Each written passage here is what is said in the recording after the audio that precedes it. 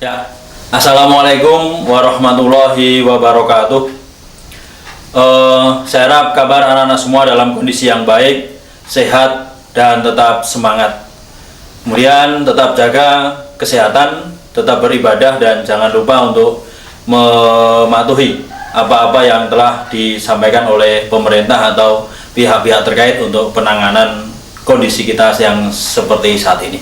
Oke, karena kondisi seperti saat ini, maka kita juga menyesuaikan. Kita juga menyesuaikan belajar kita juga secara online, ya. Jadi ini akan kita sampaikan pembelajaran kita tentang sejarah kebudayaan Islam untuk kelas 11 semester genap tingkat madrasah aliyah.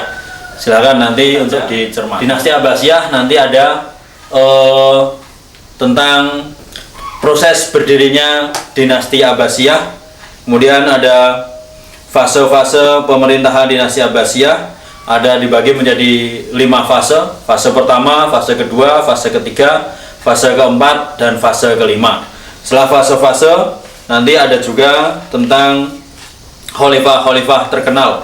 Khalifah-khalifah terkenal dinasti Abbasiyah akan terbagi menjadi, akan kita ambilkan 3 khalifah saja, yaitu Khalifah Abu Ja'far Al-Mansur, Khalifah Harun Ar-Rasyid, dan Khalifah Abdullah Al-Ma'mun.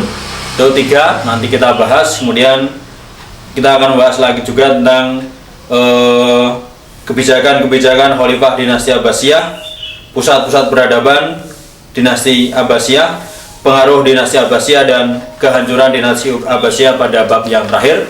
Kemudian setelah itu nanti akan kita bahas tentang ilmuwan muslim pada masa dinasti Abbasiyah. Oke, langsung kita masuk ke yang pertama, yaitu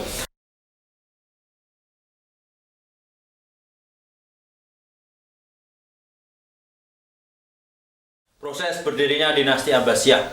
Dinasti Abbasiyah berdiri pada tahun 132 Hijriah atau bertepatan dengan 750 Masehi, ya. Dinasti Abbasiyah merupakan kelanjutan kepemimpinan Islam dari masa dinasti Umayyah. Kita tahu dinasti Umayyah dipimpin oleh 14 orang khalifah, dengan khalifah terakhirnya adalah Marwan bin Muhammad, ya. Khalifah Marwan II atau Khalifah Marwan bin Muhammad gugur pada perang Al-Zab di Mesir karena diganggu atau diberontak oleh pemberontak dari Bani Abbas. Dinasti Abbasiyah didirikan oleh Abu Abbas As-Saffah bin Muhammad bin Ali bin Abdullah bin Abbas bin Abdul Muthalib bin Hasim bin Abdi Manaf, merupakan keturunan terdekat dari Nabi Muhammad Shallallahu Alaihi Wasallam. Kemudian proses berdirinya dinasti Abbasiyah ini dibantu oleh seorang tokoh Persia yang bernama Abu Muslim Al-Khurasani, dibantu oleh kaum Alawiyin, yaitu keluarga dari Ali bin Abi Thalib. Kemudian dinasti Abbasiyah. Proses berdirinya dinasti Abbasiyah. Dinasti Abbasiyah didirikan oleh Abu Abbas As-Saffah bin Muhammad bin Ali bin Abbas bin Abdul Muthalib bin Hasim bin Abdi Manaf. Berdiri pada tahun 132 Hijriah atau 750 Masehi, bertepatan dengan gugurnya khalifah terakhir dinasti Umayyah, yaitu Marwan bin Muhammad, dalam sebuah pertempuran melawan pasukan Abbasiyah yang terjadi di pinggir sungai Al-Zab, Mesir. Proses berdirinya dinasti Abbasiyah ini dibantu oleh seorang tokoh Persia yang bernama Abu Muslim Al-Khurasani. Kemudian dibantu juga oleh keluarga Ali bin Abi Thalib atau yang sering disebut kaum Alawiyin. Abu Abbas As-Saffah menjadi khalifah pertama dinasti Abbasiyah dan memimpin selama 4 tahun. Kemudian dilanjutkan oleh saudaranya yang bernama Abu Ja'far Al-Mansur yang memimpin selama 22 tahun sebagai khalifah kedua dinasti Abbasiyah.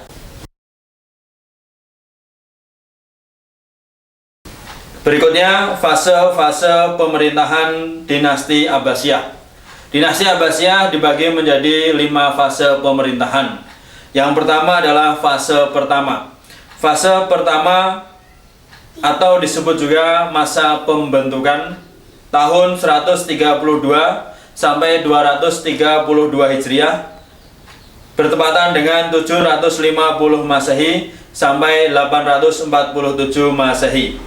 Fase pertama dimulai dari Khalifah pertama Abu Abbas As-Saffah sampai Khalifah ke-10 sampai Khalifah ke-9 Al-Watsiq.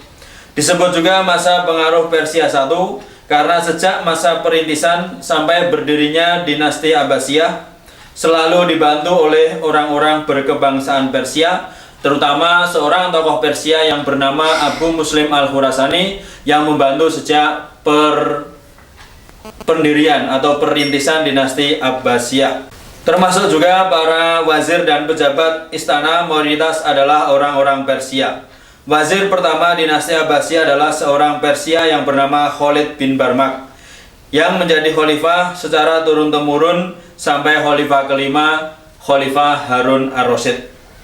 Pada fase ini bidang pendidikan sangat maju dengan berdirinya Universitas Nizamiyah, Universitas Samara, dan Universitas Naisaburi. Saat kepemimpinan Khalifah Harun Ar-Rasyid, dinasti Abbasiyah mencapai masa keemasan dan kejayaan yang sejajar dengan Kekaisaran Romawi.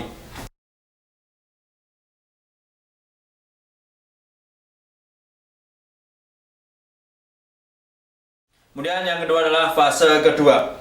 Fase kedua disebut juga masa pengaruh Turki I.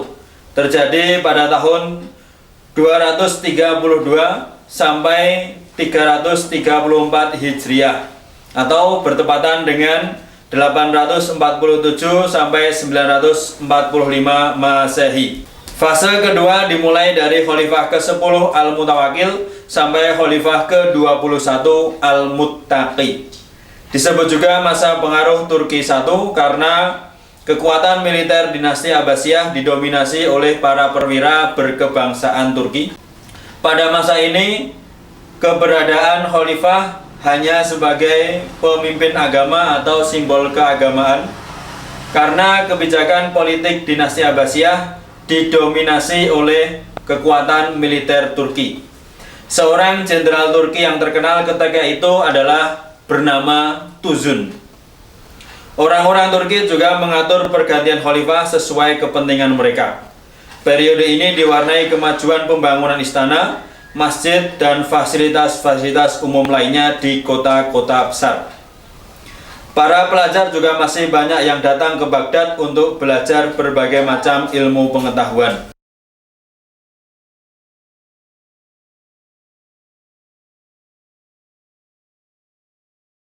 Fase ketiga.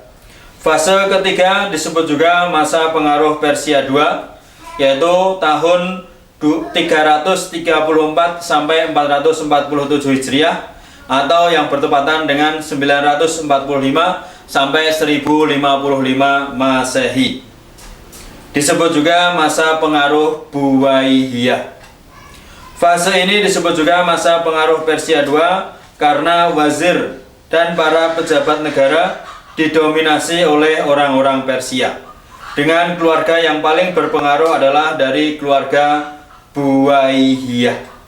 Masa ini disebut masa disintegrasi bangsa karena banyak provinsi yang ingin merdeka dari pemerintah pusat, misalnya Provinsi Mesir, Provinsi Maroko, Sabak Takim, dan India.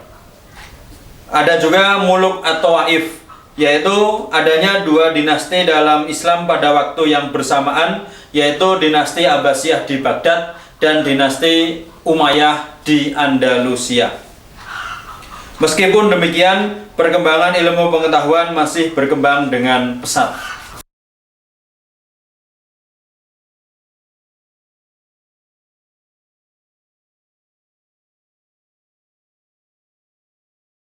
Fase keempat, masa pengaruh Turki II, yaitu berlangsung tahun 447 sampai 590 Hijriah atau 1055 sampai 1194 Masehi. Fase ini disebut juga masa pengaruh Turki II karena wazir dan para pembesar istana adalah dari orang-orang Turki dengan tokoh utamanya adalah dari keluarga Bani Saljuk. Kegiatan pengembangan ilmu pengetahuan masih berjalan namun minim prestasi. Yang mencolok dari fase ini adalah terjadinya perang salib yang dipimpin oleh Salahuddin Al-Ayyubi beserta keturunannya melawan tentara Nasrani. Perang ini berlangsung selama 2 abad atau hampir mencapai selama 200 tahun lamanya. Walaupun orang-orang Nasrani memerangi umat Islam, namun beberapa cendekiawan Nasrani ada beberapa yang menuntut ilmu di negeri-negeri Muslim seperti di Baghdad dan Andalusia.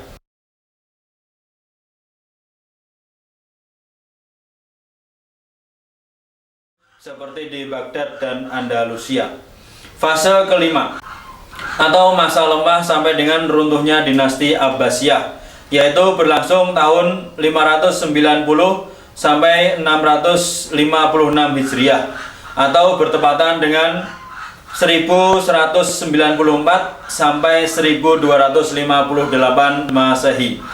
Fase ini disebut masa kemunduran sampai runtuhnya dinasti Abbasiyah.